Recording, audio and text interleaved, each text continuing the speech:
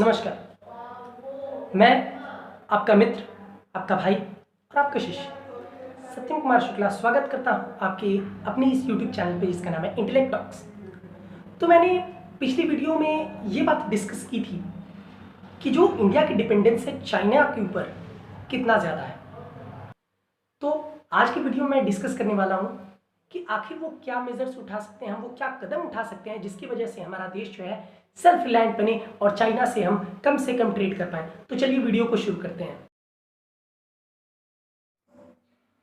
Don't ban just replace. आखिर don't ban just replace का क्या मतलब है? देखिए, इस टर्म को समझाने से पहले मैं आपके सामने एक स्टैटिस्टिकल डेटा रखना चाहता हूं।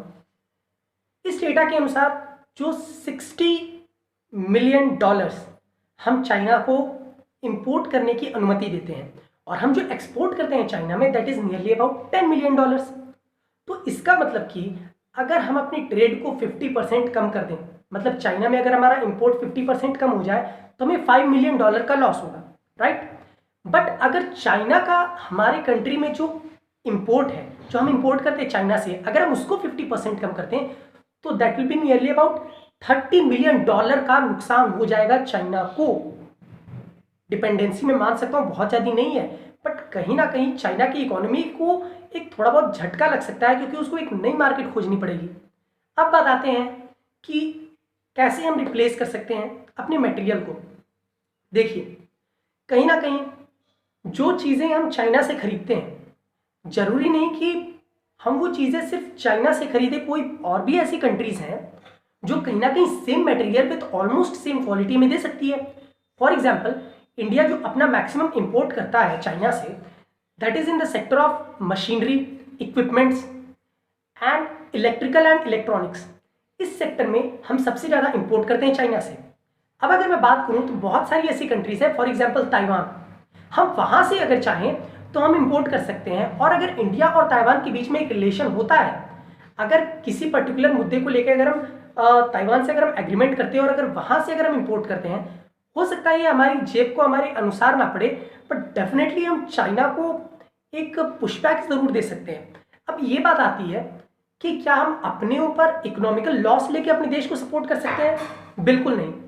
ये एक शॉर्ट टाइम प्रॉब्लम है कि अगर हम अपने देश के बारे में सोचें तो हर एक सिटीजन का ये कर्तव्य है कि अगर उसकी जेब पे थोड़ा सा असर पड़ता भी है तो भी वो अपने देश को सपोर्ट करे। अब अगली बात पे आते हैं। मेरी अगली बात है skill is the future. Skill is the future मतलब, देखिए, अगर हम बात करें चाइना की तो चाइना को जो सबसे ज्यादा फोकस होता है ना, वो होता है कि वहां के जो वर्कर्स हैं उनको स्किल्ड बनाया जाए। उनके अंदर प्रोडक्टिविटी इतनी ज्यादा होती है, जैसा कि मैंने पिछले वीडियो में भी डिस्कस किया था कि उनके अंदर की जो प्रोडक्टिविटी होती है दैट इज पीक प्रोडक्टिविटी, वो बहुत ज्यादा होती है। और हमारे यहाँ इंडिया में, I am really very sorry to say, but जो एजुकेशन सिस्टम है ना, ये बहुत ज़्यादा फोकस करता है स्टार्टिंग से ही कि हमें थ्योरेटिकल नॉलेज ज़्यादा हो। बट कहीं ना कहीं अगर हम देखें तो अगर हमारे अंदर वो स्किल्ड अप्रोच अगर रहेगी, क्योंकि हमने जो एक एग्जाम्पल के लिए मैंने पहले भी बताया था कि हम ऑलमोस्ट क्या सच में हम सेकेंड रैंक पे पहुंच चुके हैं सबसे ज़्यादा पीपी किट प्रोड्यूस करने में। सबसे ज़्यादा हम आज की डेट में मास्क प्रोड्यूस कर रहे हैं ऑन द सेकेंड नंबर। तो इतना सब कुछ कैसे हो रहा है? इतना सब कुछ सिर्फ इसलिए हो रहा है क्योंकि इंडिया के लोग स्किल्ड हैं और वो मास प्रोडक्शन कर रहे हैं इस पर्टिकुलर प्रोडक्ट का। तो क्या हम अलग अलग सेक्टर में अपने स्किल प्रोडक्शन को बढ़ा के ज्यादा मास में प्रोडक्शन नहीं कर सकते? बिल्कुल कर सकते हैं। और अगर हम साथ दें तो अपने इंफ्रास्ट्रक्चर को भी अपने अकॉर्डिंग डेवलप किया जा सकता है। तो इसलिए स्किल इज द फ्यूचर। और मैं तो कहूंगा कि स्किल हमारा प्रेजेंट भी बन सकता है। और अगर स्किल हम अपने प्रेजेंट में लेके आते हैं, अगर हम फोकस करते हैं, जैसे फॉर एग्जांपल अगर हम मान के चलें तो इंडिया में जो एबिलिटी है, लोगों की जो प्रोडक्टिविटी है, उसको ज़्यादा तेज करने की जरूरत है। इस मामले में बहुत सारे कदम उठाए हमारी सरकार ने। पिछली सरकार ने भी कुछ उठाए थे और इस वाले सरकार ने भी उठाए हैं। मैं ज़्यादा पॉलिटिकल नहीं होऊंगा यहाँ पे, बट स्किल इंडिया या मेक इन इंडिया प्रोजेक्ट, मैं ये नहीं कह रहा कि ये पूरी तरह से रूप दशा बदल सकते हैं, बट कहीं ना कहीं ये एक अप्रोच है। मैं मान सकता हूँ कि ये approach is not something which will fulfil all the demands, but yes, it is just merely a starting step. मतलब कि ये एक पहला कदम है। हो सकता है कि पहला कदम बहुत बड़ा ना हो, बट यस, कहीं ना कहीं डेफिनेटली ये भी हमें हेल्प कर सकता है कि हम बहुत ज़्यादा अपने आप को स्किल्ड रखें। तो आते हैं अगले टॉपिक के ऊपर। एज अ सिटीजन हम डिमांड करें कि नहीं भाई, हमें तो मेड इन चाइना प्रोडक्ट को बायकॉट करना है और हमें चाइना के बजाय किसी और देश का माल ले आके बेचो, क्योंकि क्वालिटी तो भाई होगी। क्योंकि क्वालिटी तो देखिए और भी बहुत सारी कंट्रीज़ के पास है। हम मेड इन चाइना की जगह हम मेड इन जापान कर सकते हैं, मेड इन साउथ कोरिया कर सकते हैं। और अगर हम इस बात पे ध्यान दें तो as a buyer, as a starter, हमें मोटिवेट करना होगा उन ट्रेडर्स को एंड कंपनीज को, क्योंकि at the final stage, at the end of the day, ये ट्रेडर्स ही होते हैं, वो बिजनेसमैन ही होते हैं जो फाइनली जाके डिसाइड करते हैं कि हमारा मार्केट किस तरफ जाने वाला है। तो हमें एक तरीके से मोटिवेट करना चाहिए हमारे ट्रेडर्स को, हमारी कंपनीज को ये समझना चाहिए कि जितना हो सके अपने देश में चाइनीज गुड्स का कंजम्पशन हम लोग कम करें। और अब last but not the least मैं आता हूं अगले पॉइंट के ऊपर। अगला पॉइंट है कि भाई ऐसी बहुत सारी चीजें हैं जो हमें थोड़े से हार्ड स्टेप्स के साथ बंद करनी पड़ सकती है। मैं अब सीधे सीधे आना चाहूंगा उस पॉइंट पे जिसकी मैं बात बहुत स्टार्टिंग से करना चाह रहा था। हमारी एप्लीकेशंस, हम क्या यूज करते हैं, हम किस टाइप की शॉर्ट वीडियो एप्लीकेशंस यूज करते हैं। जो समझने वाले होंगे वो समझ चुके होंगे कि मैं टिकटॉक जैसी और भी बहुत सारी सॉफ्टवेयर के बारे में बात कर रहा हूं, जो शायद हमारे पास एंटरटेनमेंट का one of the major source है। बट क्या आपको पता है कि टिकटॉक का सबसे ज्यादा कंजम्पशन इंडिया में होता है। और टिकटॉक के किसी एक सदस्य ने बोला था, मुझे एक्चुअली पता नहीं कि उनकी पोस्ट क्या थी, तो मैं पूरी तरह से तो नहीं बता सकता, but yes, he was one of the chairperson.